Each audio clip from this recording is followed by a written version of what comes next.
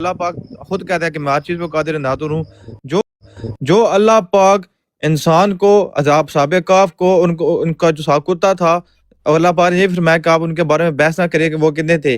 ٹھیک ہے، جب وہ 200-300 سال بعد وہ اٹھ کے وہ فیل کرے کہ ہم ایک رات سوئے ہیں، ایک لمحہ سوئے ہیں، اٹھ کے جب جا رہے ہیں نیا دور شروع ہو گیا ہے، تو وہ اللہ پاک قادر نہیں ہے کہ حضرت عیسیٰ علیہ السلام کو زندہ اٹھا کے وہاں پہ روئے زمین پہ بھیجو، وہ تبھی وہ تر و تازہ ہو.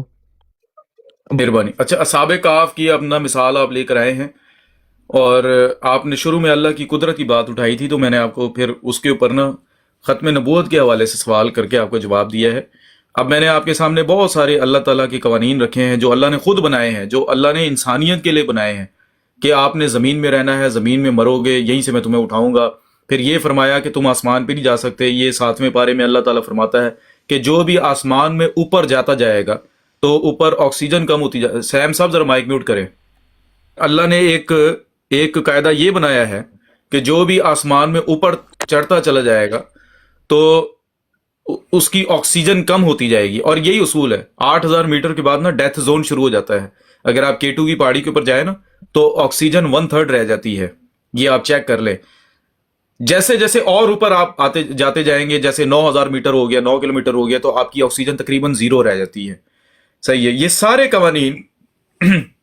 سارے قوانین کو آپ چھوڑ کر جو خدا نے بنی نوع انسان کے لیے بنائے ہیں، تو آپ حضرت عیسیٰ علیہ السلام کو 2030 سال سے اوپر آسمان کے اوپر آپ مانتے ہیں کہ وہ اوپر بیٹھے ہوئے ہیں.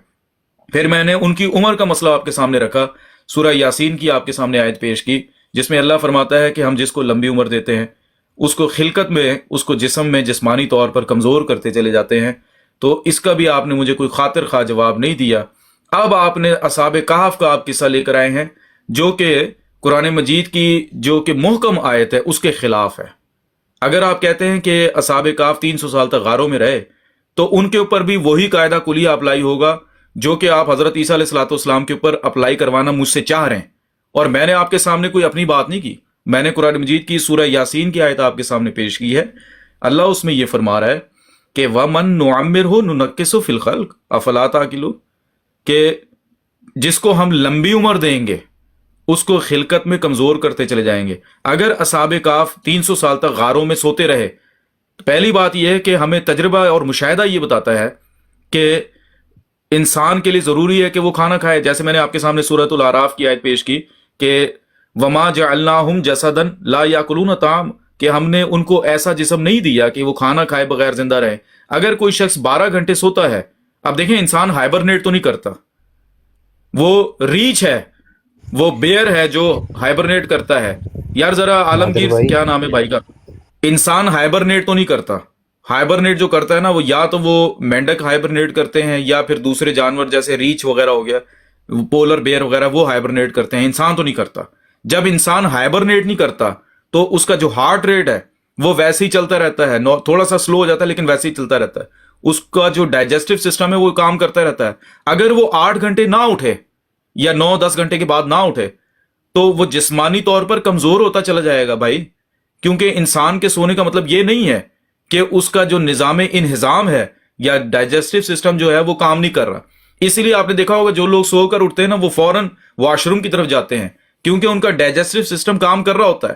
آپ کی باڈی کو، آپ کے بلڈ لیول کو ضرورت ہوتی ہے، خون کو ضرورت ہوتی ہے اس کی شوگر کی. اگر کوئی بندہ سوتا رہ گیا اور اس نے کھانا نہ کھایا اور اتنا لمبا سوتا رہ گیا کہ 300 سال تک سوتا رہ گیا، میرے بھائی وہ بندہ ڈیڈ ہوگا. پھر اس آیت کا مطلب کیا ہے کہ وہ 300 سال تک غاروں میں رہے؟ اس آیت کا مطلب یہ ہے کہ 300 سال تک وہ غاروں میں مستقل طور پہ نہیں رہے.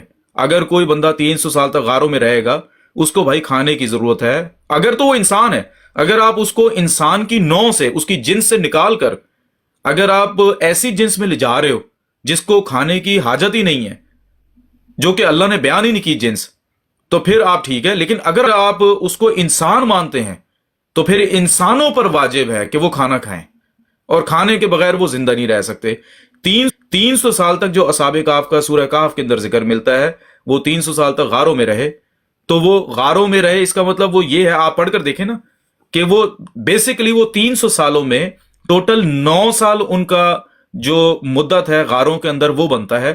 وہ غاروں میں گئے، جیسے 6 ماہ رہے پھر حالات ٹھیک ہو گئے، وہ واپس آ گئے، پھر 5-10 سال کے بعد حالات خراب ہوئے، پھر وہ دوبارہ غاروں میں گئے، وہاں پر 3 ماہ رہے، پھر دیکھا حالات ٹھیک ہو گئے، پھر دوبارہ واپس آ گئے. تو اس طرح 300 سالوں کے اندر 9 سال ان کا ٹوٹل جو مدت ہے وہ غاروں میں رہنے کی بنتی ہے.